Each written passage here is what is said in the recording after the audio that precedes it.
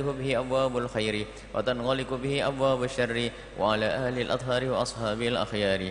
اللهم صل وسلم على سيدنا محمد البشير والنذير الذي تنفتح به أبواب الخير وتنغلق به أبواب الشر وعلى أهل الأطهار وأصحاب الأخيار. اللهم صل وسلم على سيدنا محمد البشير والنذير الذي تنفتح به أبواب الخير وتنغلق به أبواب الشر وعلى أهل الأطهار وأصحاب الأخيار. اللهم صل وسلم على سيدنا محمد البشير والنذير الذي تنفتح به أبواب الخير وتنغلق به أبواب الشر وعلى أهل الأطهار وأصحاب الأخيار. لا إله إلا أنت سبحانك إني كنت من الظالمين. لا إله إلا أنت سبحانك إني كنت من الظالمين. لا إله أنت سبحانك إني كنت من الظالمين. أعوذ بكلمات الله التامات من شر ما خلق. أعوذ بكلمات الله التامات من شر ما خلق. أعوذ بكلمات الله التامات من شر ما خلق.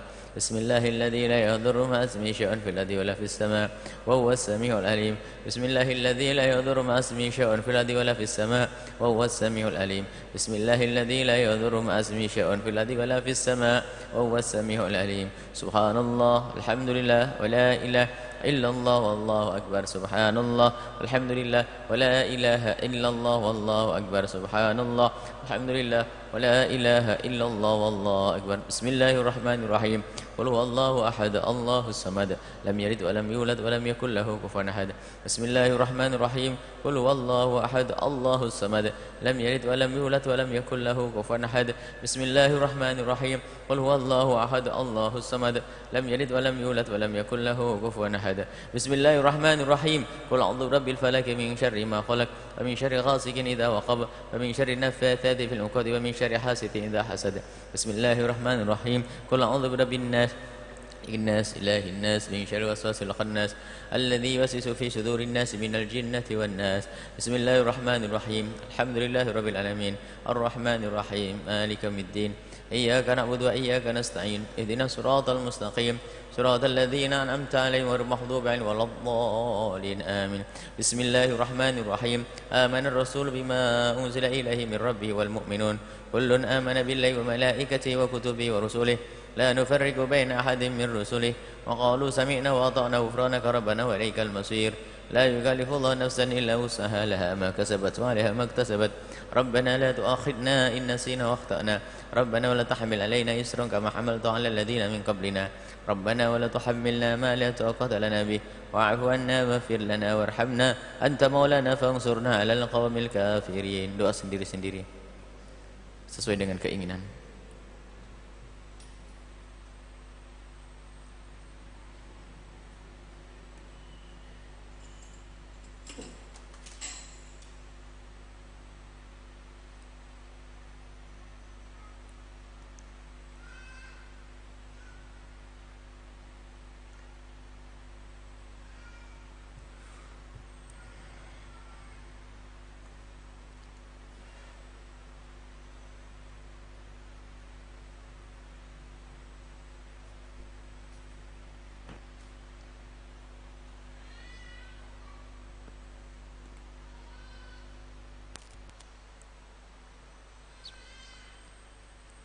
يا أرحم الراحمين يا أرحم الراحمين يا أرحم الراحمين فرج على المسلمين.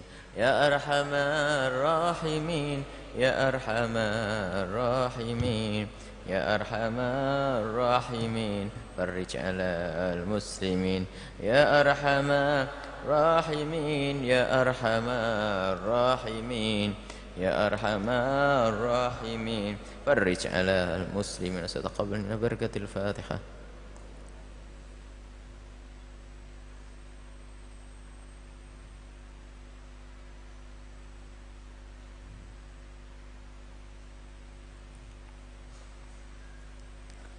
بسم الله الرحمن الرحيم. السلام عليكم ورحمة الله وبركاته. Alhamdulillah nahmaduhu subhanahu wa ta'ala hamdan yuafi ni'amahu wa yukafi'u mazidah Ya Rabbana lakal hamdu kama yanbaghi li jalali wajhika wa 'azimi sultanik. Subhanaka la nuhsi thana'an 'alaika anta kama athnaita 'ala nafsik. Falakal hamdu wa lakal syukru 'ala dhalik. Allahumma salli wa sallim ala habibina syafi'ina wa maulana sayyidina Muhammad wa ala alihi wa ashabihi wa tabi'ina lahum bi ihsanin ila yaumiddin. Allahumma ya Rabbana na'udzubika min ilmin la yanfa' wa amalin la yurfa' wa qalbin la yakhsha' wa 'ainin la tadma' wa nafsin la tashba' innaka anta ala kulli syai'in qadir. Ukhsurna ya Rabbana yawmal qiyamati ma'a zumratil ulama'il 'amilin wa ma tu'atikal mukhlisin wa ma'a sayyidil mursalin habibika sayyidina Muhammad. Urzuqna ya Rabbana taubata qabla al-maut wasyahadata 'inda al-maut wal jannata ba'da al-maut. Amma ba'du.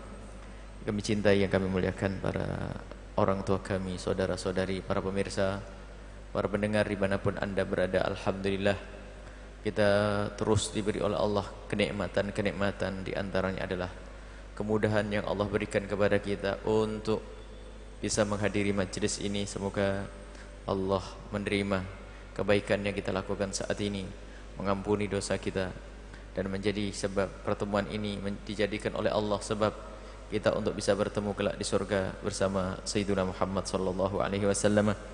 Seperti biasa, sebelum membaca kitab hikamnya Ibn Athaillah As-Sakandari, kami akan membacakan satu hadis riwayat dari Nabi sallallahu alaihi wasallam yang diriwayatkan oleh Imam Al-Bukhari rahimahullah taala, yang diringkas oleh Ibn Abi Jamrah. Kita sudah sampai kepada hadis yang ke-176. Hadis ini diriwayatkan dari Sayyidah Usamah.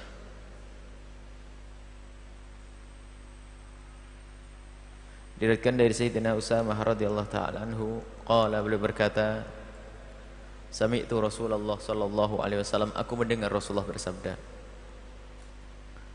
yaqulu, bersabda, yuja'u birrajuli, nanti di neraka akan didatangkan satu orang,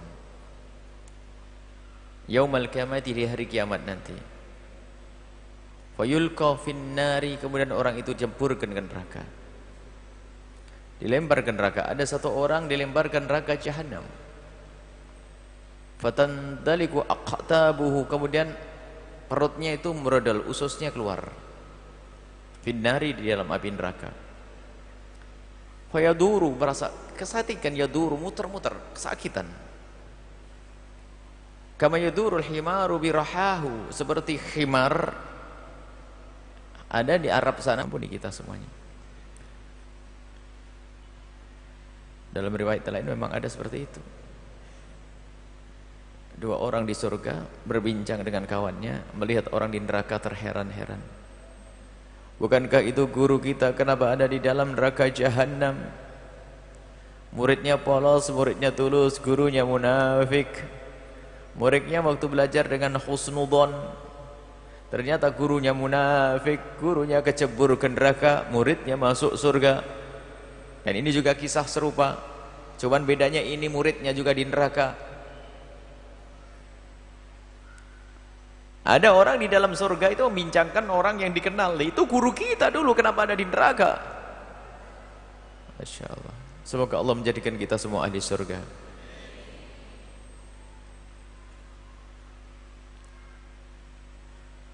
Bukankah engkau orang yang biasa ceramah, itu loh maksudnya. Bukankah engkau orang yang sering mengeluarkan fatwa halal haram? Bukankah kau seorang kiai terhormat? Tapi kenapa kamu ada di sini?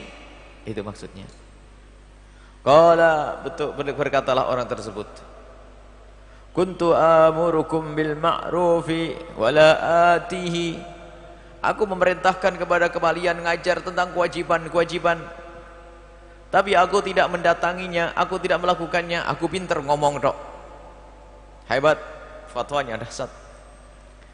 Wa anhakum anil munkari wa atihi, dan aku melarang orang melakukan kemungkaran, tapi aku justru orang pertama melanggar. Ilmunya hanya di otak untuk pamer kalau dia hebat, tapi tidak dirasakan dengan hatinya untuk bisa diamalkan dengan anggota tubuhnya. Maka menjadilah dia orang yang terlihat dengan lidahnya ahli iman, tapi batinnya orang munafik, orang kafir. Mungkin dia pakai jubah, mungkin pakai imamah, mungkin di mimbar, membuat orang terpukau. Dan ini adalah hadis untuk para asatid sebetulnya, agar semuanya waspada dalam mengajak kepada kebaikan. Hendaknya merasa seperti Imam Haddad selalu mengingatkan, hendaknya semuanya merasa bahwasanya dirinya adalah orang pertama yang diseru oleh omongannya sendiri, karena mulut yang ngomong paling dekat adalah telinganya sendiri.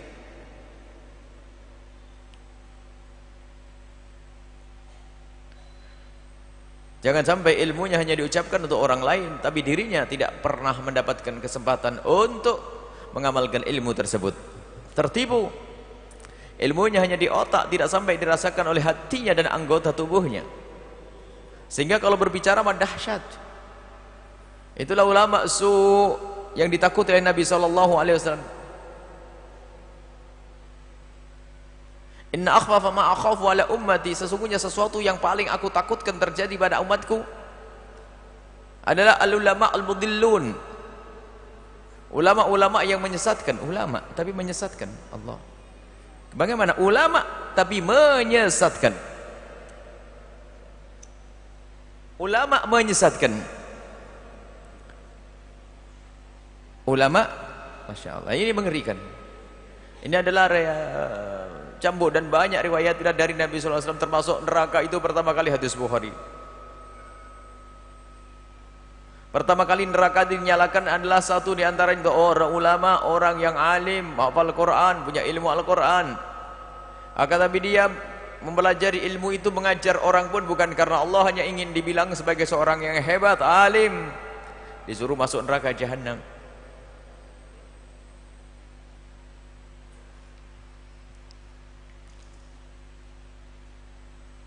Banyak riwayat tentang ulama su. Sampai dikatakan khutaba'us su, seliwat dalam riwayat.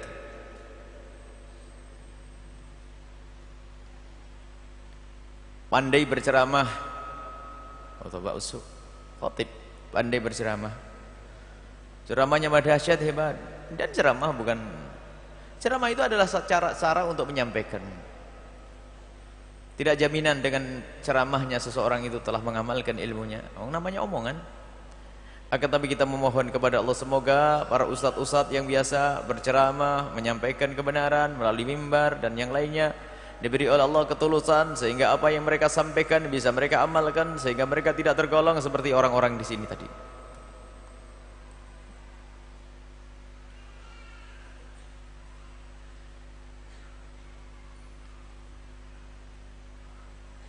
Mengentengkan syariat biasanya, naudzubillah. Nanti munafik.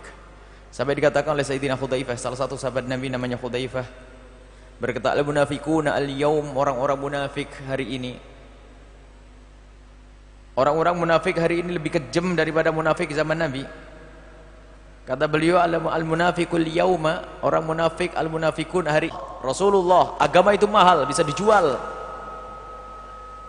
Agama itu mahal, makanya hati-hati. Justru seperti Imam Al-Ghazali rahimahullah ta'ala, tidak mau mengajari satu orang satu ilmu seolah agama tidak ada nilainya. Dalam diskusi pun hendaknya terhormat, kita ingin mencari kebaikan, kebenaran. Anak-anak kita untuk menjadi ulama pun jangan salah niat. Barangkali kiblat kita adalah kiblat dunia. Di saat melihat seorang kiai duitnya banyak, maka anaknya pun disuruh, jadilah kau kiai nak. Kalau jadi kiai itu enak, ternyata nggak usah cari duit, duitnya banyak. Nah ini kan salah. Niat yang busuk. Bahkan kalau kita cermati, seperti yang diisyaratkan Imam Ghazali, bahkan seorang ulama pun kadang menyekolahkan anaknya, menyuruh anaknya menuntut agama pun ternyata belum tentu karena Allah Subhanahu wa ta'ala. Mungkin seorang anak disuruh menghafal Al-Quran, seorang anak disuruh mempelajari ilmu fikih, membaca kitab dan seterusnya. Akan tapi niat sang bapak adalah salah, bukan karena Allah Subhanahu wa ta'ala. Akan tapi niatnya adalah agar kemuliaan, ada panggung kejayaannya nih bisa diwariskan kepada anaknya, bukan karena Allah Subhanahu wa ta'ala. Maka ayo kita semuanya waspada. Yang terjun dalam dunia dakwah rawan itu wilayah yang mengerikan. Kalau tidak hati-hati Anda akan kepleset. Belum lagi nanti menggunakan agama untuk mencari dunia. Sehingga dia adalah orang yang berbuat zalim, termasuk duit pondok bisa hilang, duit masjid bisa hilang. Demi kepentingan dunianya dia bisa merendahkan syariat Nabi SAW, seperti yang terjadi zaman-zaman sekarang. Lihat, penistaan kepada agama, pendiam lama untuk merenungi dirinya sendiri, sehingga betul apa yang mereka sampaikan itu langsung masuk ke hati, karena beliau menyampaikan dengan hati. Ketulusan sesuai dengan kadar ketulusan seorang guru itulah nanti akan sampai kepada hati seorang murid.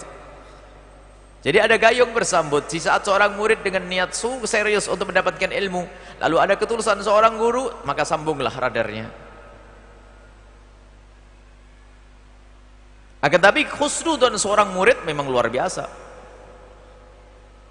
Tapi nasib guru yang dirinya tidak baik. Jadi seorang murid memang harus khusnudon pada guruku insya Allah orang soleh, orang baik dan sebagainya. Selagi tidak terlihat kemaksiatan yang disepakati, terlihat dengan matanya sendiri, baru kita meninggalkannya. Meninggalkannya guru yang melakukan kemaksiatan terang-terangan. Dan mungkin seorang guru kepleset dalam maksiat, kalau memang dia namanya kepleset, lalu tobat diampuni oleh Allah. Tapi yang jadi masalah adalah sombong dengan itu semuanya, sombong dengan kemaksiatannya, apalagi mengeluarkan fatwa-fatwa yang menjerumuskan dan menyesatkan. Tanggung jawab besar di hadapan Allah Subhanahu wa taala orang-orang semacam itu. Orang alim punya ilmu, akan tapi ternyata menjerumuskan orang lain, dan itu banyak disyaratkan oleh Nabi SAW. Kalau sudah begitu, masya Allah akan masuk neraka. Di saat muridnya pada masuk surga, ternyata sang guru masuk neraka. Dan sungguh para kekasih Allah, di saat mengajar orang lain ternyata menjadikan dirinya adalah orang yang paling tidak mengerti, paling tidak pantas. Biarpun dia harus berceramah, biarpun beliau harus menyampaikan, di saat melihat umat begitu, yang dilihat di dalam dirinya adalah mereka semua tidak tahu tentang keburukan batinku. Kalau seandainya mereka tahu keburukan batinku, misalnya mereka tidak akan mau datang kepadaku. Sehingga apa? Tawadhu, tidak pernah merasa dirinya lebih hebat dari yang lainnya. Maka kalimat yang disampaikan sepatah dua patah kata menjadikan orang tobat dan sadar. Ini yang perlu ditata oleh seorang ustadz, guru, juru dakwah dan sebagainya. Menata hati, mendoakan para jamaahnya, dan tawadhu, bukan dengan sombong, tidak hubbud dunia. Ini semuanya adalah pelajaran buat kita semua. Dan kami selalu membaca hadis-hadis seperti ini adalah kami menyembah hajat, bukan untuk orang lain. Saya selalu mau, saya bicara kepada yang lainnya, anak-anak dan sebagainya. Kalau kita menemukan hadis-hadis semacam ini, ancaman para ulama, jadikan itu ada hadis pertama adalah untuk dirimu, karena dirimu adalah terjun dalam dunia ilmu. Para santri, para ustadz, jangan menganggap, jangan orang lain yang diajak bicara ini. Ada ulama masuk neraka jahanam, sementara muridnya masuk surga. Ini adalah untuk diri. Makanya ini yang kami sampaikan hadis buat kami, Anda boleh mendengar. Dan Imam Haddad pun demikian. Kalau engkau mengajar seseorang, jadikan diri mendengar, maka kami berusaha untuk mendengar. Semoga tidak menjadi ulama su. Maka mohon didoakan guru-guru kita, semoga dijadikan oleh Allah ahli surga semuanya, orang-orang yang tulus semuanya. Dan kita semuanya semoga dijaga oleh Allah Subhanahu wa taala. Dan ulama su ini macam-macam. Ada yang menjual agama, merendahkan syariat Nabi sallallahu alaihi wasallam.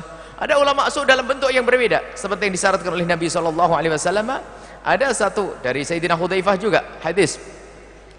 Nabi sallallahu alaihi wasallam, "Inna mimma atakhawwafu alaikum rajulan qara'al Qur'an." Di antaranya lagi ada orang yang paling ditakuti oleh Rasulullah adalah seorang yang jago membaca Al-Qur'an. Hatta idza ra'aita bahjatahu, kalau engkau melihat caranya, dari ceria wajahnya, syiar dalam dirinya itu memancarkan, wa kana rid'an lil Islam, pancaran dari wajahnya adalah pancaran dengan modelnya, bajunya, perilakunya, seolah-olah bahkan dia dalam perbincangannya seolah-olah adalah mengangkat Islam dan sebagainya. Akan tapi apa? Fansalakha minhu. Ternyata apa? Semua ilmu yang diomongkan itu adalah ia lepas, tidak ia pakai secara sesungguhnya. Wa nabadahu wara'a dhuhurihim. Hukum-hukum yang mereka sampaikan untuk orang banyak taruh di belakangnya, maksudnya ditinggalkan, tidak dianggap. Wa yas'a 'ala jarihi bisayf. Ilmunya hanya di mimbar, kalau menyeru Allahu Akbar paling lantang dia. Kalau namanya mengajak menegakkan syariat, seolah-olah paling hebat dia, seolah-olah syariat Nabi Muhammad yang dibela. Akan tapi apa? Sa'al jari bisayfi. Akan tapi begitu mudahnya dia menggunakan pedangnya untuk memenggal lehernya orang. membunuh sesama kaum muslimin. Ramahu bisyirki, mengatakan orang lain syirik, syirik, syirik. Dan hari ini terjadi pengeboman di pemukiman kaum muslimin di Mukalla, di Indonesia, di Yaman. Orang Islam dibom, orang Islam dibunuh, termasuk salah satu sahabat adik kelas kami keluar dari masjid ditembak. Bagaimana keluar dari masjid ditembak? Hanya gara-gara apa? Ya perbedaan pemahaman.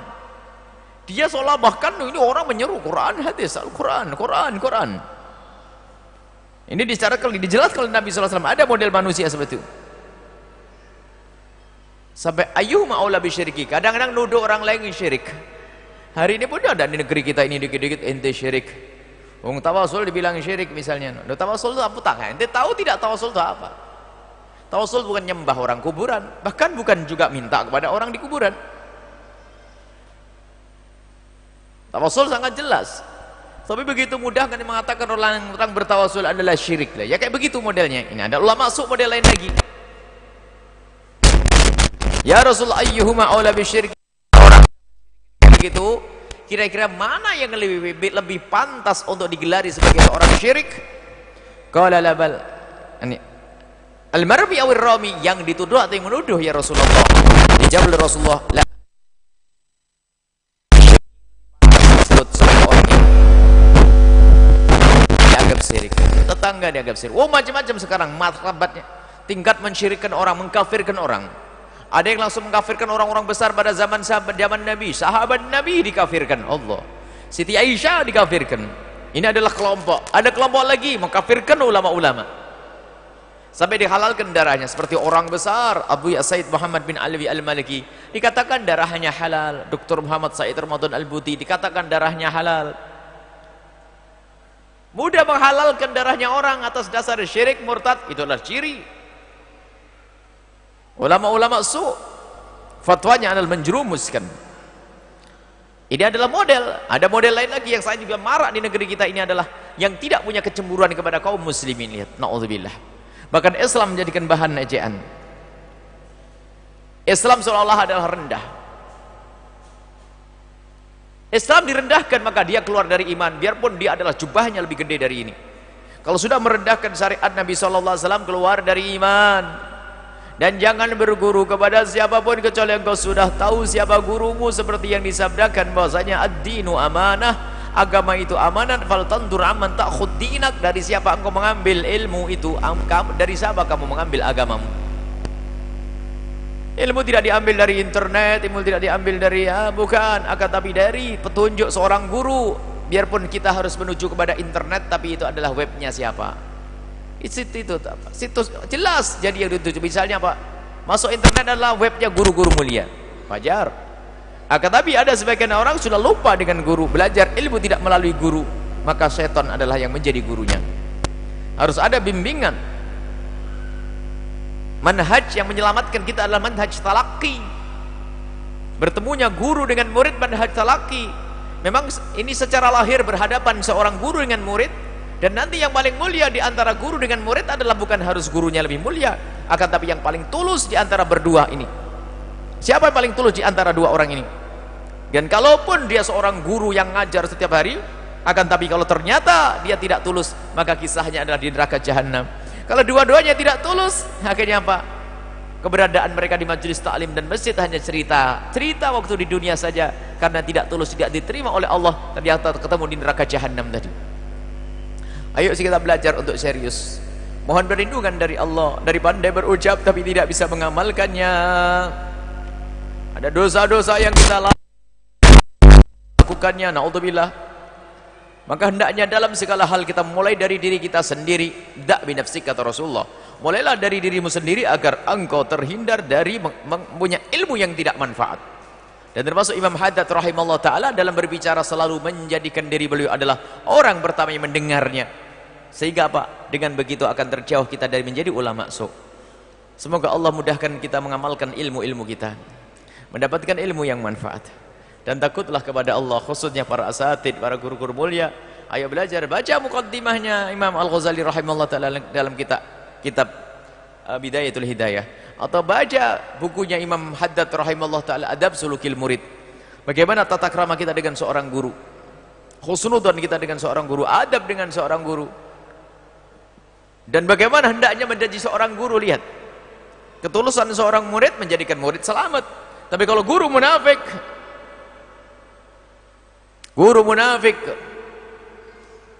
sombong, tidak, sombong adalah bentuk kebusukan jiwa, merasa diri paling hebat. Kalau sama orang ngentengin, ngeremehkan, seolah-olah aku punya surga, inti gak punya. Dan hendaknya para ulama mulia, kalau ulama memang mulia, maka pandangannya adalah pandangan penuh kasih, tidak memandang seseorang kecuali dengan pandangan ainur rahmati, dengan mata kasih sayang. Baik, ini adalah masalah hadis tadi yang sungguh mengerikan. Kalau baca hadis itu takut ya, Masya Allah, ulama di dalam neraka ternyata baunya paling busuk. Allah, semoga Allah menjaga kita semuanya. Kita langsung kepada hikmahnya Ibn Athaillah Sakandari. Qala al-musannif rahimahullah ta'ala, nafa'ana Allah bi wa bi ulumihi wa bi ulumikum fid dar amin, ila anqal.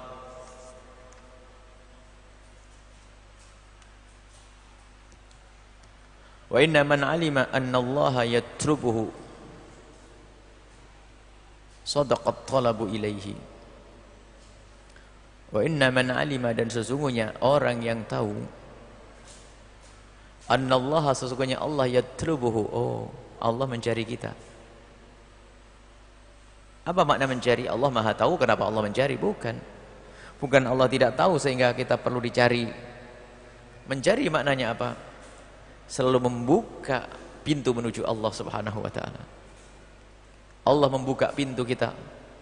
Kalau ada orang bertobat, Allah menyeru hal min taibin, hal min taibin, hal min taibin fa'aghfirullah. Mana yang bertobat akan aku beri tobat. Hal min sahibi hajatin fa'aqdiyah. Siapa yang punya hajat akan aku beri. Dan itu Allah setiap saat menyeru kepada hambanya yang semacam itu.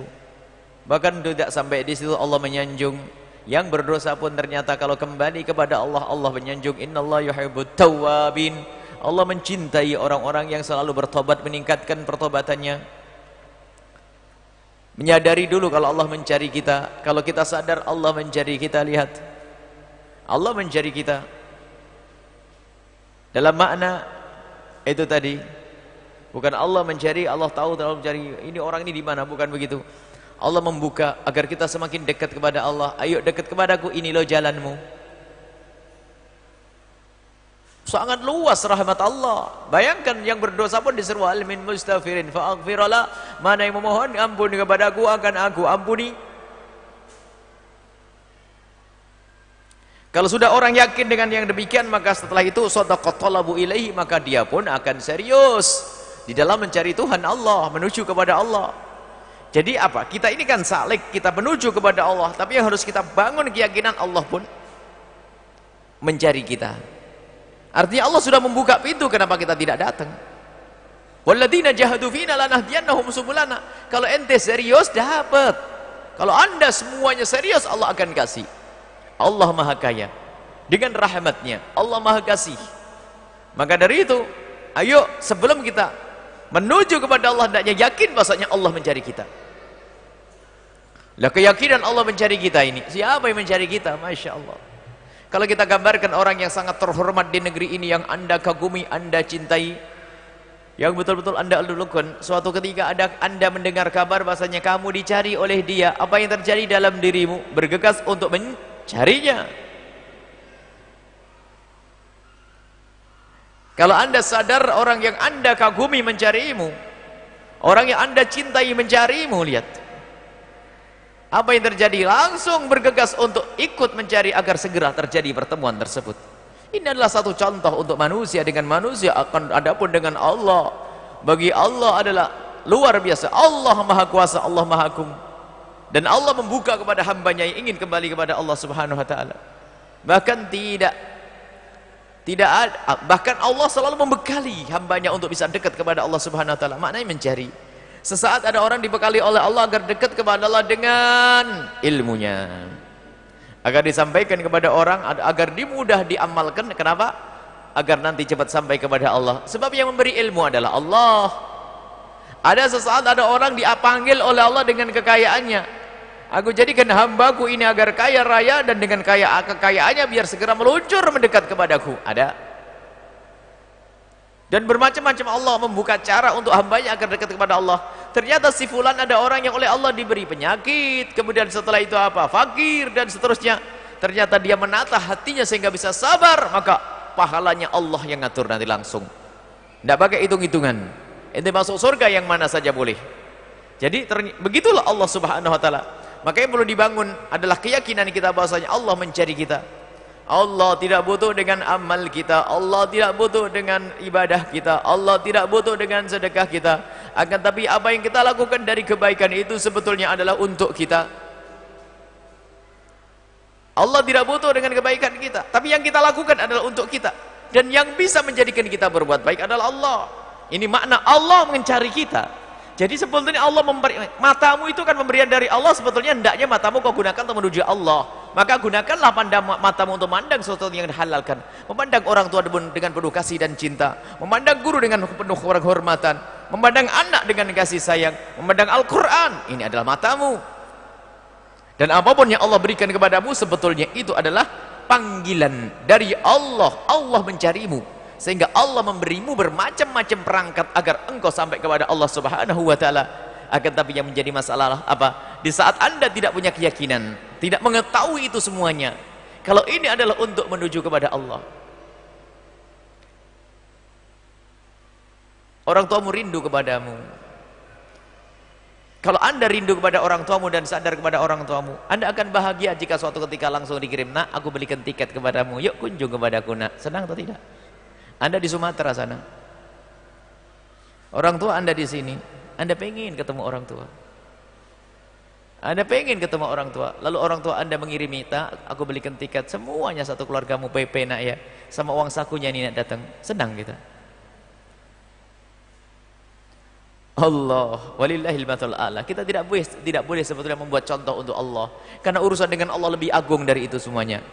Bandingan kita adalah tidak sebanding antara kita dengan orang tua, kita dengan Allah, antara khalik dengan makhluk. Kalau kita dengan orang tua adalah makhluk dengan makhluk.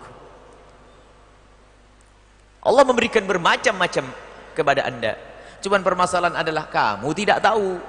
Kalau sudah inna man alima, kalau orang mengetahui, kalau ini semua yang Allah berikan kepada kita itu sebenarnya panggilan Allah, kalau kita sadar, niscaya kita akan serius mencari Allah Subhanahu wa taala.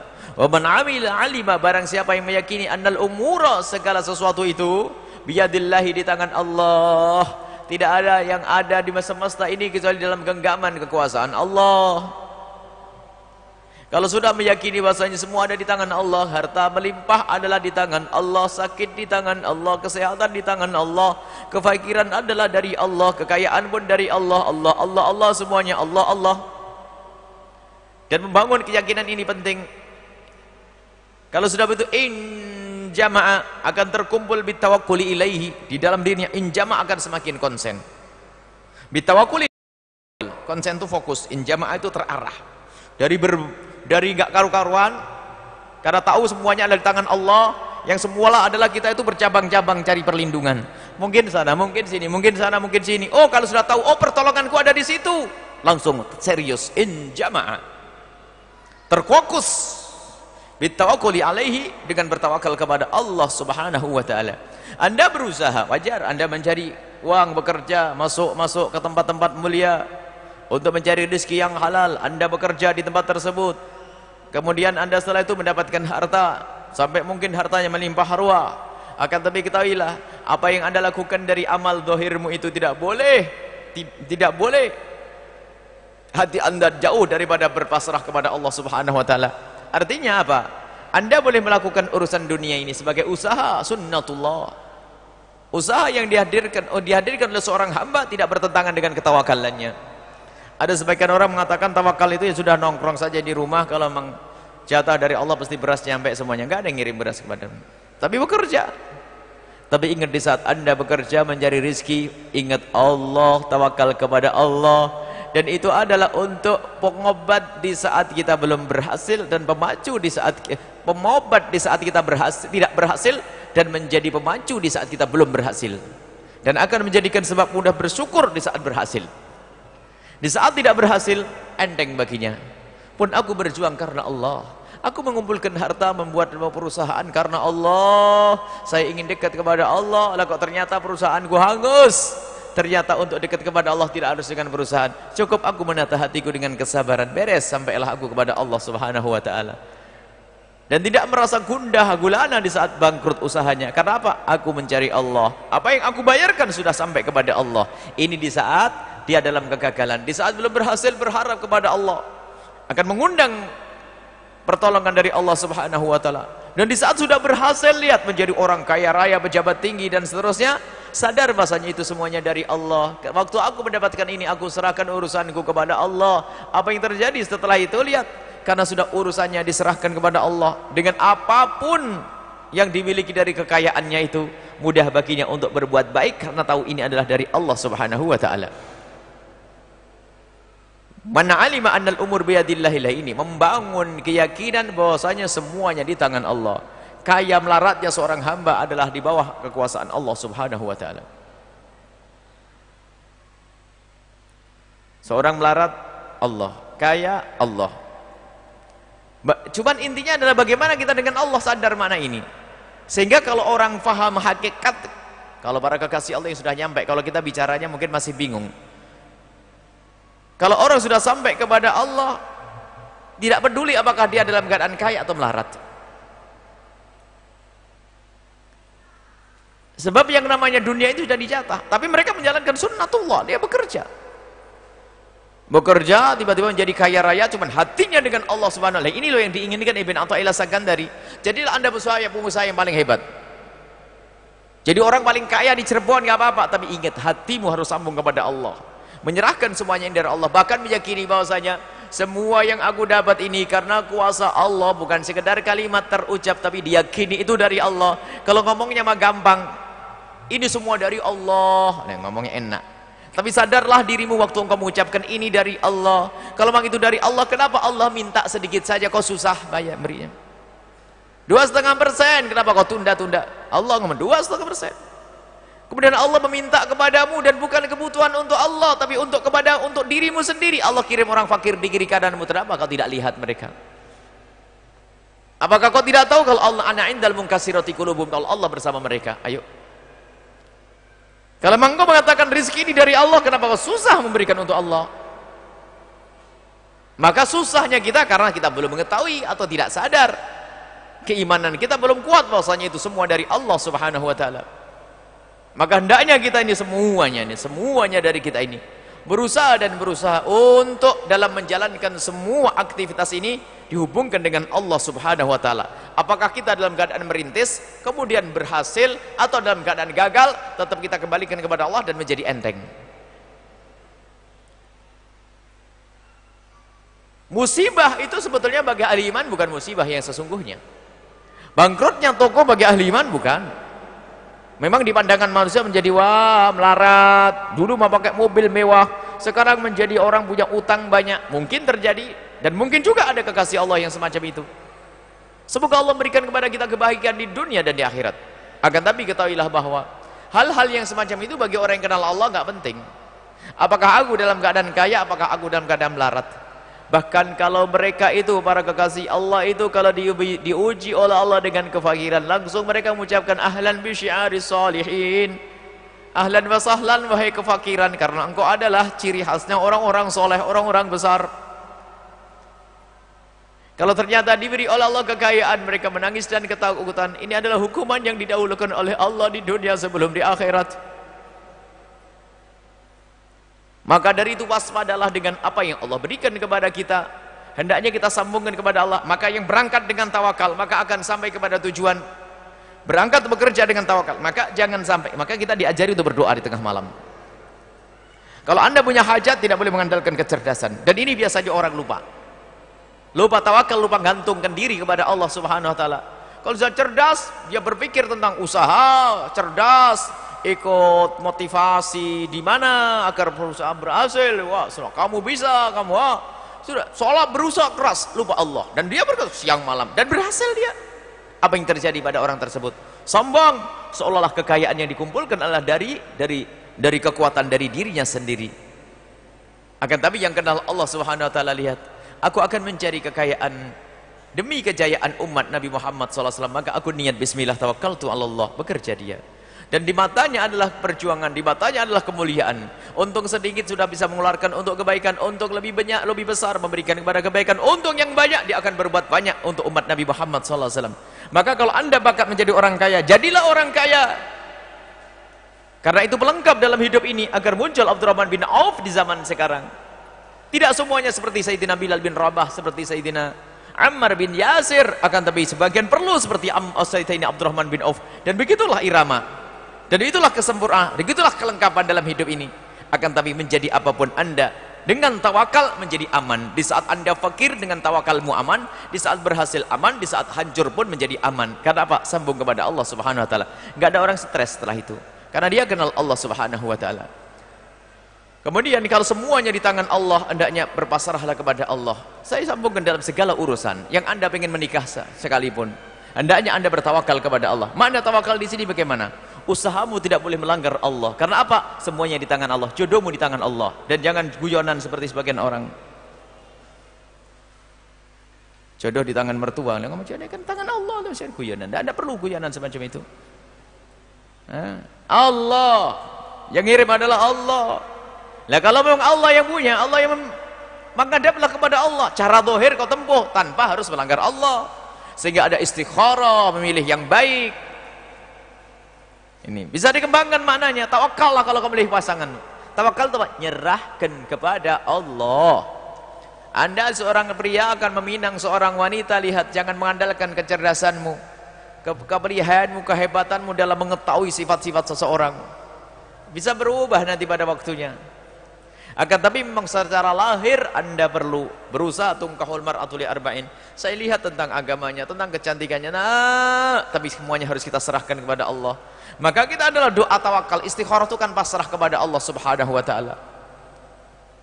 Hampir serupa dengan istilah tawakal tadi. Jadi kalau kita memilih pun kita serahkan kepada Allah. Kalau memang ini baik, ya Allah jadikanlah. Kalau tidak baik, jauhkan. Jadi tawakal ini menjadi penawar di saat kita gagal, dan menjadi penyelamat di saat kita berhasil. Di saat kita melamar gak diterima, enteng mong doanya saja sudah serah. Ya Allah kalau memang baik jadikan, kalau enggak. Ada orang lamar gak diterima tuh murung sebulan.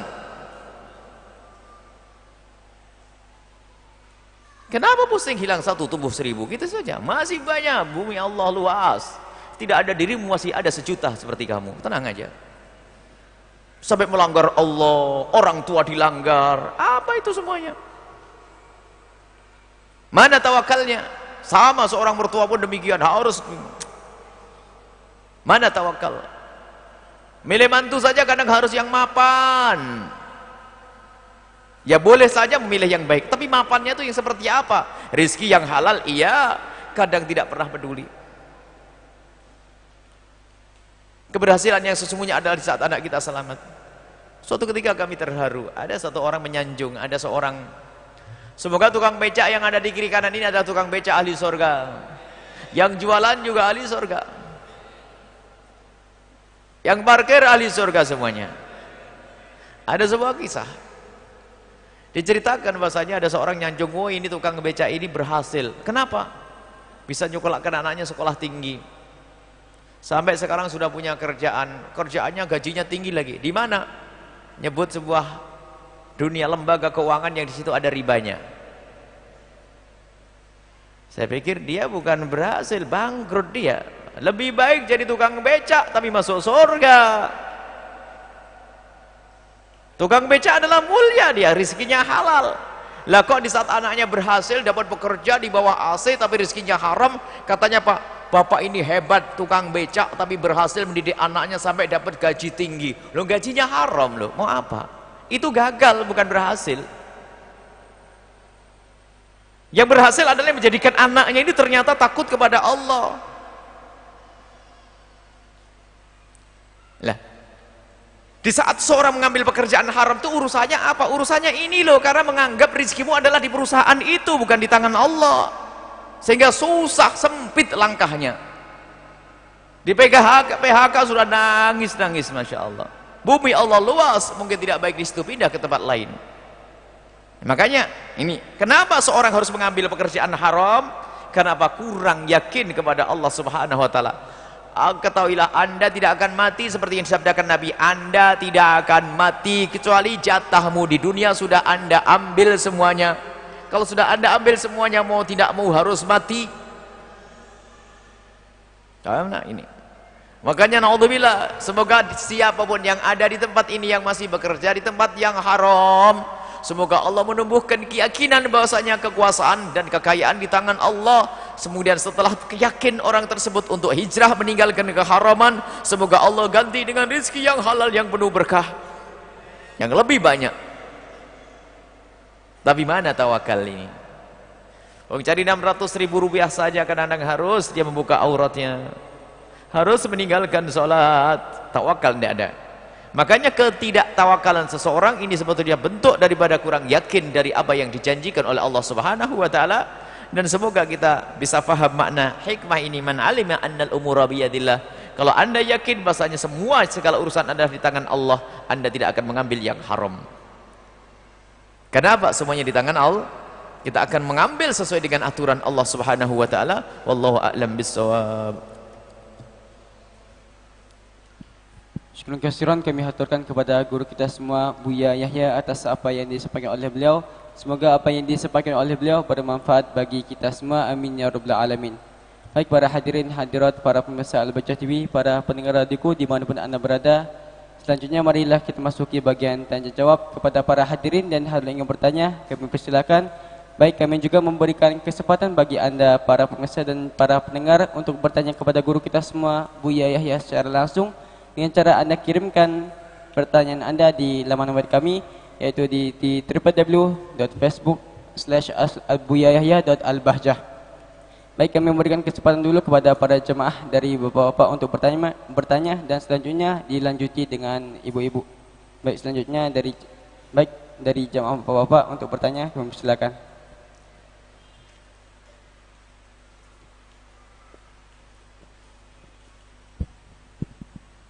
Assalamualaikum warahmatullahi wabarakatuh.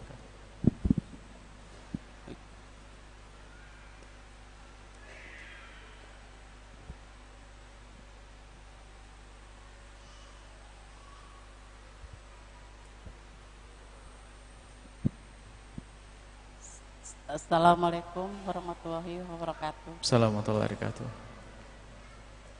Pak Buya, jika dosakah hamba jika mencintai suami demi anak-anak? Dosakah kalau kita mencintai suami demi anak-anak alias mempertahankan perkawinan? Mencintai suami demi anak-anak. Mencintai? Ya. Suami lebih dari anak-anak. Mencintai suami demi anak-anak. Demi anak-anak. Atau mempertahankan perkawinan. Apa? Mempertahankan perkawinan. Mempertahankan. Iya. Baik.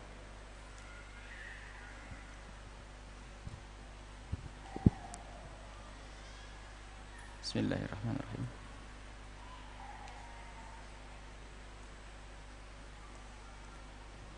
Yang pertama adalah adapun pertanyaan Ibu, mencintai seorang suami demi anak-anak, sebenarnya kita perlu belajar sih mencintai. Kalau ibu sadar makna cinta itu nggak akan terpisah-pisahkan. Kalau saya mencintai anak saya dan istri saya, ini tidak bisa terpisahkan. Anaknya suami saya kan sama. Suami saya adalah bapaknya anak-anak saya. Kenapa harus dipilah-pilah? Tapi bagi yang tidak sadar makna cinta, sebenarnya ada permasalahan dengan suami mungkin. Karena dari pertanyaan berikutnya adalah, saya mencintai suami saya untuk mempertahankan pernikahan. Kayaknya pertanyaannya perlu diluruskan. Saya tidak cinta kepada suami saya, tapi saya ingin pertahankan baru ketemu. Kalau saya mencintai, wah, tidak usah pakai berikutnya. Jadi saya mencintai suami saya untuk mempertahankan. Loh, kalau anda mencintai suami saya, kalau anda mencintai suami anda, ya, tentu anda rindu untuk mempertahankan. Bukan saya mencintai suami saya untuk mempertahankan. Tapi dengan cintamu akan bertahanlah, itu pernikahan. Jadi dengan cinta anda sudah cukup, Masya Allah. Kalau anda sudah mencintai suami anda beres, karena Allah cintanya. Apa buah daripada kecintaanmu kepada suamimu? buahnya adalah engkau pun akan mencintai anaknya. Karena apa? Sampai ayam suamimu pun akan kau cintai. Karena ini ayam suamiku, ini sepeda motor suamiku, ini cincin suamiku, ini adalah suamiku. Kalau kuncinya cinta kepada suamimu. Kalau anda cinta kepada suami anda, oh tidak kebayang perceraian. Karena apa? Bukan saya mencintai suami dan mempertahankan. Ada di balik ini sesuatu, barangkali ibu kalau punya persalahan dan ditanyakan secara khusus, karena ini pasti tidak sesuai dengan pertanyaannya. Insya Allah ada, baik semuanya di keluarga ya. Jadi cintailah suamimu karena Allah, maka secara otomatis nanti akan ada keberkahan di dalam hidup itu. Mencintai karena Allah. Kalau anda mencintai suami karena Allah, pasti semua yang anda sangkut pautnya dengan suami anda akan mencintai. Anaknya suami, nggak mungkin terpisah. Bahkan suatu ketika ada yang bertanya, kalau saya punya anak satu, kemudian punya anak dua, terbagi tidak cintanya? Kalau punya anak dua tambah tiga, atau enggak? Punyanya, sudahlah nanti punya anak banyak, ketemu sendiri jawabannya. Ternyata Allah pun tambahkan kecintaan. Saya mencintai anak yang pertama, mencintai anak yang kedua, mencintai anak yang ketiga. Anda mencintai suami maksimal. Dan ternyata cinta anda kepada orang tua tidak pernah berkurang. Tidak berkurang. Saya tetap mencintai orang tua maksimal tanpa harus terkurangi, dan saya bisa mencintai istri maksimal tanpa mencintai anak maksimal. Siapa yang memberikan cinta? Allah yang Maha Kuasa. Jadi tidak akan terpisahkan kalau memang benar dalam kita mencintai. Tapi yang menjadi masalah di saat tidak ada cinta itulah. Makanya ada kalimat yang membedakan. Gimana saya itu, aduh, maksudnya gimana saya itu bertahan untuk mempertahankan pernikahan saya. Maksudnya sebetulnya saya tidak cinta misalnya. Gimana mempertahankan pernikahan saya? Ini baru masuk. Saya tidak mencintai suami saya, tapi saya ingin bersamanya hanya untuk mempertahankan pernikahannya. Bukan saya mencintai suami saya untuk mempertahankan pernikahan misalnya. Saya itu cuman saya mempertahankan pernikahan saya. Baik. Jawabannya adalah pertahankan pernikahanmu, satu. Yang kedua, belajarlah mencintai setelah itu. Karena pernikahan sudah terjadi. Dan amatilah suamimu adalah laki-laki sempurna. Sama para suami yang tidak bisa mencintai istrinya, bisa belajar untuk mencintai. Kalau sudah kenal Allah pun, kalau tidak ada cinta, ada kasih sayang setelah itu. Kalau sudah tidak ada kasih sayang, ada tanggung jawab yang anda pun tidak boleh berbuat zalim di situ. Makanya benar jika anda menikah dengan seorang yang soleh, kalaupun dia tidak mencintaimu, dia tidak akan berbuat zalim kepadamu. Kalau engkau menikah dengan seorang yang baik, kenal Allah, kalaupun dia tidak mencintaimu, tidak akan ngomong dia tidak cinta kepadamu. Dan cukuplah kita kalau orang itu merasa mencintai kita, kita akan bangga. Biarpun dia bohong, urusan dia. Ya kan enak sudah. Karena tujuan kita adalah bukan saya mendapatkan cinta dari seseorang, hakikatnya yang kita butuhkan adalah bagaimana saya mencintai. Sementara doanya ibu-ibu tidak begitu, ya Allah semoga suamiku mencintaiku. Itu salah doamu. Ya Allah tambahkan cintaku pada suami, beres itu semuanya. Ayo doanya apa ayo? Ya Allah minta doa kepada kiai, ya Allah semoga suamiku mencintaiku. Ntar dulu, ente doa ya Allah jadikan aku semakin cinta kepada suami, beres. Doanya salah balik suami. Apa artinya suami mencintaimu tapi kalau anda tidak cinta? Enak duduk kan begitu, repot. Tapi kalau anda mencintai, subhanallah, khidmah maksimal itu. Bahkan sampai dikatakan darbul habib aladu bin akliz zabib, dipukul seorang kekasih lebih manis dari makan buah kismis. Cuman jangan pukul-pukulan. Maksudnya apa? Indah semuanya. Jadi ini makna cinta, insyaallah. Jadi kalau sudah orang cinta itu menyelesaikan semuanya. Mahabbah, makanya Allah menyeru ainal mutahabiyuna bi jalali. Mana orang yang hidup saling mencintai karena aku. Bahkan Nabi mengancam penyakit kebencian itu, naudzubillah. Al-baghdha wa yal halikatu memangkas wala aqulu tahliku sya'ra walakin tahlikud din. Kebencian itu memangkas agama, bukan mangkas rambut. Kalau sudah kebencian, naudzubillah, tidak pandang kakak adik bermusuhan rebutan waris. Anak dengan bapak ternyata masya Allah rebutan dunia. Sampai seorang ini kebencian, apalagi seorang suami istri. Imam Syafi'i pernah ditanya wa aktsarun nas fi nisa'i wa qalu inna hubban nisa'i jahdul bala'i. Wahai Imam Syafi'i, ada orang ngadu kepada Imam Syafi'i, banyak orang ngomong kalau kita mencintai seorang perempuan itu adalah bencana. Kata Imam Syafi'i, bukan, walaysa hubbun nisa'i jahda. Mencintai seorang istri bukan suatu bencana, akan tapi bencana yang sesungguhnya adalah jika engkau duduk dengan orang yang tidak engkau cintai. Oh ini repot. Duduk dengan orang tidak senang. Hawa tok. capek dong. Bayangin, Masya Allah Ibu. Makanya janganlah hidup dengan seperti itu, hiduplah dengan cinta. Sudah hati nggak enak, udara panas, macam-macam, demam lagi, Masya Allah. Tapi kalau ibu mencintai, bapak mencintai, capek terik matahari membakar, kita pulang pun dengan harapan akan ketemu dengan istri yang kita cintai. Seorang istri pun demikian, capek menanak nasi di rumahnya, enggak peduli dengan panas itu semuanya, mencuci celananya suaminya yang tebal pun masih bisa senyum karena ini celana suamiku. Oh, indah semuanya. Makanya perlu membangun cinta ini. Jangan sampai hidup kita tuh hambar tanpa cinta. Ada sebagian orang menjalani hidup sajalah karena sudah terlanjur punya anak, mau gimana lagi? Oh enggak, masih ada waktu untuk belajar cinta. Dan Nabi mengajarkan cinta setiap saat. Dan harus diperbaharui itu cinta. Sehingga Nabi mengajari panggilan yang indah untuk pasangan, perilaku yang indah untuk pasangan. Ada seni dalam bercinta itu. Ada suatu ketika satu orang, kisahnya seorang wanita yang tidak mencintai suaminya. Benak betul. Lihat sana Bu, dilempar ini semua pernikahan. Nikahannya dinikahkan oleh orang tuanya. Cuman suaminya ini Masya Allah sabar dia, akhlaknya baik. Cuman karena selalu bergaul gini ini kan ya terjadi komunikasi mau tidak mau. Cuman jangan sampai nikah saja harus sampai 2 tahun begini, jangan. Nah, ini satu contoh. Begitu ketabahan kesabaran seorang suami juga menumbuhkan, tidak dibalas dengan. Akhirnya seorang istri itu belajar karena sudah memahami suaminya begitu. Belajar dari tidak mencintai. Akhirnya bukan pasrah ya. Ada orang menikah dengan menyerah. Apa boleh buat sudah terlanjur punya anak? Oh enggak, itu kebodohan. Capek hidupmu kalau Anda tidak belajar mencintai. Kalau cinta adalah urusan hati saja, enggak murni urusan hati, ada akal ikut campur di situ. Mustahil orang aku mencintai seseorang yang tidak pernah aku kenal, khayal itu dusta, itu orang gila. Pasti akal itu ada sangkut paut. Makanya belajarlah dengan akalmu. Suruh membanding, kalau ada orang tidak pernah punya pasangan, ada orang yang belum punya pasangan, ada orang yang dipukuli sama suaminya, ada orang berpikir, ya Allah, suamiku tidak pernah memukul aku. Ada orang ngadu kepada kami. Setiap gajian itu awal bulan akhir bulan. Saya tidak punya gaji sih, bingung ya. Gajian apa? Awal bulan ya. Awal bulan. Jadi suami itu sudah awal bulan langsung tanya, mana gajimu? Istrinya. Yang cari duit istri, yang ngambil suami, suka nempeleng, nyaci maki, lengkap. Nah ini suruh mandang. Nah, suamimu kayak gitu enggak? Enggak. Alhamdulillah suami lebih baik. Ini benih cinta. Nah. Suamiku enggak punya duit, enggak pernah ngasih nafkah.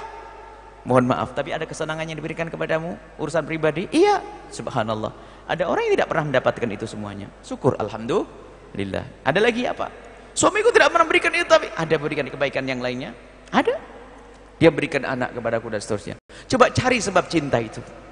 Jangan biarkan berlalu. Ada orang punya anak 5, ya terlanjur apa boleh buat, sudah terlanjur punya anak 5. Ya hamba, perginya suami tidak menjadi beban, datangnya pun tidak dirindukan, capek itu. Apa ini? Lemahnya iman, lemahnya kesadaran. Hadir maulid Nabi bulan penuh, tapi kalau sama suami celekat-celekit, apa itu? Ini baik insyaallah. Inilah pendidikan insyaallah. Semoga indah di rumah. Ayo, yang punya masalah nanti segera ngadep, nanti mau harus diselesaikan. Jangan biarkan masalah menjadi masalah terus sampai panjang waktu, hilanglah keindahan. Wallahu a'lam bissawab. Baik Bu ya, mohon maaf, kami akan membacakan satu pertanyaan dari Facebook dari saudara Muhammad berasal dari Cirebon. Assalamualaikum. Memerangi kebatilan saat menjelaskan, tapi bukan dengan fitnah, tapi dengan hakikat, dengan buku-bukunya, tulisannya, ceramah-ceramahnya. Yang pasti tidak boleh kita menuduh orang sebagai pelaku kebatilan dengan kira-kira dugaan, itu fitnah namanya. Harus yakin si fulan mengatakan begini lo ini lo. Ini adalah batil. Bahkan kalau kita mengangkat ulama ahli batil, kita menanggung dosa yang serupa, naudzubillah. Bahkan diem pun kita bisa masuk. Kalau Anda diem, mungkin dosa Anda hanya urusan anak-anak, tapi seorang ulama atau seorang ustadz diem, dosanya satu umat semuanya. Sehingga ada umat yang ulama tegas menjelaskan itu semuanya. Ini maka harus hati-hati dalam hal ini. Kalau kurang ajar kepada ulama ya nggak benar. Kurang ajar kepada ulama ya tidak dibenarkan siapapun. Nih kalimat saya ulang-ulang. Kalau ada kelompok atau pribadi yang kurang ajar sama ulama yang benar, Kalau ulama yang nggak benar, dia tuh sudah kurang ajar sama Rasulullah, mau diadapin bagaimana? Dia sudah kurang ajar sama Islam, mau tata krama dengan orang begitu?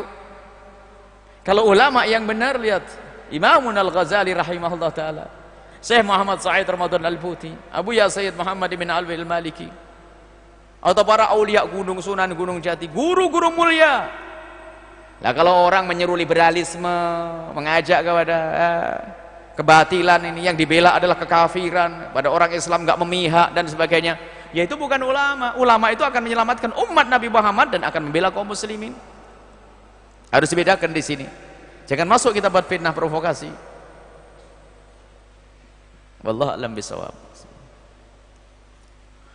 Cukup sampai di sini. Fitnah zaman sekarang luar biasanya. Orang menegakkan kebatilan kadang-kadang disebut sebagai perusak.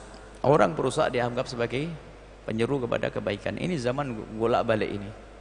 Semoga Allah menjaga kita. Lihat, syariat Nabi Muhammad jelas. Saya sampaikan di atas mimbar ini, yang mulia ini.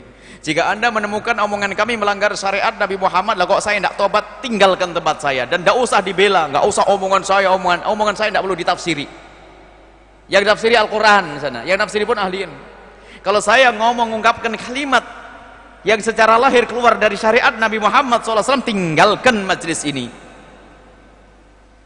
Ayo kita pelan-pelan, takut kepada Allah yang bisa menghalangimu semuanya itu. Tapi saya tidak senang dengan laki-laki, memang belum, sekarang bisa berlatih. Homo pun demikian dan sebagainya. Justru kalau kami mengeluarkan fatwa homo perlu diresmikan, saya menjerumus ke mereka semakin jauh. Wong dia penyakit kok, kenyakitan kok malah dibela-bela. Nah kalau saya membela seperti itu, melanggar syariat, tinggalkan majelis ini. Nggak usah dibilang macam-macam, nggak usah murid-murid menakwili maksud Buya ini, nggak, ini haram, salah. Kalau saya mengucapkan kalimat yang merendahkan Nabi SAW, tanyakan sengaja atau tidak. Kalau saya ngomong sengaja, ya sudah, tinggalkan, selesai. Nggak usah pakai takwil-takwilan. Orang sekarang zamannya zaman takwil loh. Manusia kayak Nabi itu, namun ini kayak Al-Quran omongannya. Ini musibah, syariat nggak jelas ini. Jelas syariat Nabi Muhammad itu jelas, dari mimbar ini loh kami sampaikan sudah. Jadi nggak ada omongan aneh-aneh di sini. Sampai suatu ketika di satu orang pakai gelang emas. Anak kiai, gelang emas. Ditegur sama muridnya, Gus ini satu paham dari Jawa Timur biasanya. Saya Jawa Timur. Gus, kok jenengan damel, kok kamu pakai gelang? Oh loh, saya mah lain. Lain? Wah, lain ini, Masya Allah. Nabi Muhammad kalah ini, hebat ini. Nggak ada begitu, nggak bisa dipercaya. Kalau ada seorang, kalau tiba-tiba saya hilang kesadaran lalu hanya Allah majdub, cirinya majdub nggak senang duit, nggak senang pangkat. Kalau majduban itu cari duit, majduban. Majdub itu adalah waliullah tapi makomnya orang gila dalam syariat, tidak bisa diambil lagi fatwa omongan kalau saya majdub, karena akal saya hilang. Kalau omongan saya ngelantur karena saya majdub, ya misalnya kalau nyontoh orang lain nggak enak, saya menjadi majdub, anggap saja wali majdub. Oh, tidak boleh fatwa diambil dari lidah saya. Kalau omongan saya yang keluar dari syariat Islam tidak boleh didengar, selesai. Tidak boleh ditafsiri macam-macam. Ya sudah, ngomong namanya majdub kayak orang gila dalam secara lahir, biarpun di hadapan Allah mulia. Oh, sekarang orang sadar ngomong salah ditafsiri kayak majdub. Kalau saya mengungkapkan kalimat yang keluar dari iman. Ada zaman dulu ada seorang orang besar seperti disahkan Hallaj dan sebagainya. Dia adalah seorang yang mengungkapkan kalimat yang dianggap kafir oleh para ulama. Tapi setelah dipenggal lehernya, dalam riwayat darahnya baunya harum, tiba-tiba mengalir kalimat la ilaha illallah. Sehingga para ulama husnudzon, Hallaj yang sudah kita bunuh dialah ternyata waliullah. Dia mengucapkan kalimat yang berat sampai dia kafir, dikatakan kafir, ternyata waliullah. Itu kisah setelah dipenggal lehernya baru ketahuan. Kalau hari ini ada orang yang nganeh-nganei, saya mau menganggap dia waliullah, misalnya menghalalkan lesbi dan sebagainya. Lalu kalau saya bisa menganggap dia wali, penggal lehernya dulu, kalau darahnya wangi dan ucap la ilallah, baru saya kunjungi kuburnya. Harus begitu dong kok idahnya. Tidak boleh kita mengajari orang itu tanpa suri toladan. Nabi Muhammad adalah suri toladan. Perilaku Nabi murni, normal. Nabi tidak jadikan Nabi majdub, tidak. Normal, suri toladan, uswatun hasanah. Makanya gurumu yang kau panuti adalah orang yang normal itu. Kalau omongannya yang pelentang-pelentang itu tidak perlu diikuti. Makanya dari mimbar yang mulia ini kami sampaikan, kalau saya punya ungkapan yang keluar dari syariat Nabi Muhammad secara mutlak, kalau masalah khilaf dan lain, merendahkan Nabi, makanya keluarkan majelis ini, tinggalkan biar Anda selamat. Jangan sampai ada terbius dengan omongan kami, terjerumus dalam kebatilan. Tinggalkan, selesai. Tidak usah ditakwili. Kalau husnudzon mungkin salah ucap, kepleset, bolehlah lalu bertanya, Buya benar tadi ngomong begitu? Pernah saya ngomong menyanjung Nabi Muhammad, menyanjung Abu Jahal. Abu Jahal dengan Nabi Muhammad kan kisahnya sebenarnya. Akhirnya datanglah, berimanlah Abu Bakar kepada Abu Jahal. Saya ngomong sana, kepleset ngomong. Masa harus dipotong? Buya mengatakan Abu Bakar iman kepada Abu Jahal. Ini salah ucap. Karena kisahnya kan kisah Abu Jahal dengan ini ada orang mau kepleset ngomong, bukan disengaja yang, tapi mengeluarkan fatwa ini. Yang keluar dari Islam jangan diikuti, hati-hati. Sudahlah, syariat itu perlu tegak, tidak usah macam-macam. Tapi di sisi lain menegakkan syariat Nabi Muhammad pun harus dengan adab dan tata krama. Jangan sampai dipandang oleh orang syariat kita adalah syariat yang tidak punya adab. Adalah indah. Baik, dan juga mari kita banyak mendoakan pemimpin-pemimpin kita. Kita bukan zamannya mencaci maki dan mengolok-olok, sudahlah. Kita zamannya mendoakan. Kalau kita ingin menegakkan kebenaran tentunya dengan cara yang baik, yuk kita doa yang indah. Baik, bismillahirrahmanirrahim. Ada pengumuman bahwasanya majelis bersama Umi akad yang akan datang di Al-Bahjah, Majelis Dzikir Tausiah Al-Bahjah besok malam, Mushola Nurul Huda di Weru, Karangsari. Pendaftaran santri baru gelombang 1 Jumatil Awal 22 Rajab, 1 Maret 33 April. Ini gelombang santri tafakuh, anak-anak dewasa. Gelombang yang kedua 1 Rajab dengan Ramadan, akhir Ramadan. Daftaran santri tahfidz mulai dari 22 Rabiul Awal 1 Februari sampai 31 Mei. Mohon menghubungi panitia bagi siapapun yang ingin menyekolahkan anaknya, tetangganya atau siapapun, dan nanti semuanya dengan seleksi. Dengan seleksi, diuji, dites, dipilih. Yang enggak lulus ya enggak lulus, bukan waktunya, kesempatan yang lain insyaallah. Baik, ini saja, mari kita dengan doa. Bismillahirrahmanirrahim. Alhamdulillahirabbil alamin. Allahumma shalli ala sayyidina Muhammad wa ala sayyidina Muhammad. Allahumma arhamna wa la tu'adzibna wa ansurna wa la takhdhulna wa afina wa la tumridna wa akrimna wa la tuhinna wa athirna wa la tuhtin alaina innaka ala kulli qadir. Allahumma ya Allah, muliakan kami ya Allah di dunia dan di akhirat ya Allah. Muliakan kami di dunia dan di akhirat.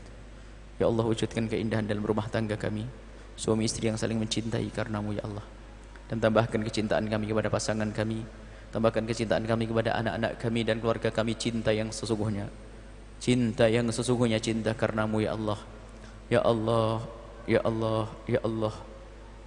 Kami mohon perlindungan darimu ya Allah, dari pandai berucap tapi tidak bisa mengamalkannya.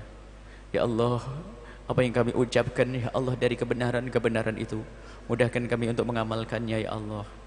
Ya Allah, dari kebenaran-kebenaran yang kami ucapkan, maka mudahkan kami untuk mengamalkannya. Dan kami mohon ya Allah, kumpulkan kami kelak bersama ulama-ulama, para orang-orang yang kau cintai, dan kumpulkan kami di dunia bersama orang-orang yang kau cintai. Ya Allah, jadikan perkumpulan kami ini perkumpulan dalam saling mencintai karenamu. Jauhkan dari kebencian ya Allah. Ya Allah, ya Allah, yang belum menikah mudahkan mereka untuk mendapatkan pasangan orang-orang mulia yang kau muliakan, yang menjadi sebab mereka mulia di dunia dan di akhirat. Dan kami mohon ya Allah, berikan petunjuk kepada kami dan keluarga kami dan masyarakat kami. Berikan petunjuk kepada pemimpin-pemimpin kami ya Allah. Berikan petunjuk kepada pemimpin kami ya Allah. Siapapun mereka ya Allah, jika mereka belum masuk Islam, jadikan mereka orang yang masuk Islam, dan jadikan mereka orang soleh dalam Islam. Dan jika mereka adalah orang Islam, berikan kepada mereka segala kebaikan. Jauhkan kami dari pemimpin yang tidak benar ya Allah. Jauhkan kami dari pemimpin yang menjerumuskan ya Allah. Kami mohon ya Allah, berikan kepada kami pemimpin-pemimpin ahli surgamu ya Allah. Ya Allah, dan kami jadikan kami bersama mereka yang berjuang di jalan kekasihmu Nabi Muhammad, yang sempit rezeki lapangkan dengan rezeki yang halal penuh berkah, Yang sakit sembuhkan, yang punya hutang mudahkan kami dalam bayar hutang kami. Dan kami mohon ya Allah berikan kepada kami segala kebaikan di dunia dan di akhirat ya Allah. Berikan kepada kami segala kebaikan di dunia dan di akhirat. Dan kami mohon jauhkan kami dari kebencian ya Allah yang bukan karenamu ya Allah. Jadikan kami di saat membenci sesuatu kami membenci karenamu ya Allah. Karena membela kemuliaan ya Allah. Kami mohon ya Allah jadikan kami hamba yang saling mencintai karenamu. Jauhkan kami dari dengki kepada sesama kami. Dan jauhkan lidah kami dari merendahkan siapapun. Jauhkan lidah kami dari menggunjing siapapun yang kena acara ini. Jika ada di antara mereka yang tersinggung perasaan mereka karena kalimat kami mohon ya Allah berikan kepada mereka segala kebaikan. Ampuni mereka ya Allah. Beri ganti dengan kebahagiaan. Dan kami mohon yang mendengar suara ini ya Allah, baik yang di dalam masjid ini atau yang di luar masjid ini ya Allah, siapapun mereka, apakah yang datang dengan sengaja untuk mengaji, atau yang datang berjualan, atau yang datang di sana untuk menolong yang lainnya ya Allah, atau siapapun yang melalui tempat ini, yang kiri kanan tempat ini, berikan kepada mereka petunjuk dan bimbinganmu dan ampuni mereka semua. Dan berikan kepada mereka segala kebaikan di dunia dan di akhirat. Berikan kepada kami semua husnul khatimah, mati dalam keadaan iman. Dan kami mohon ya Allah jadikan ucapan kami di akhir hayat kami kelak, saat Engkau hendak mencabut nyawa kami ingin saat itu ya Allah hati dan lidah kami mampu mengucapkan kalimat agung dan mulia, la ilaha illallah Muhammadur Rasulullah, la ilaha illallah Muhammadur Rasulullah, la ilaha illallah Muhammadur Rasulullah sallallahu alaihi wasallam. Rabbana atina fid dunya hasanah wa fil akhirati hasanah wa qina adzabannar. Wa sallallahu ala sayyidina Muhammadin wa ala alihi washabihi wasallam. Walhamdulillahi rabbil alamin. Al-Fatihah.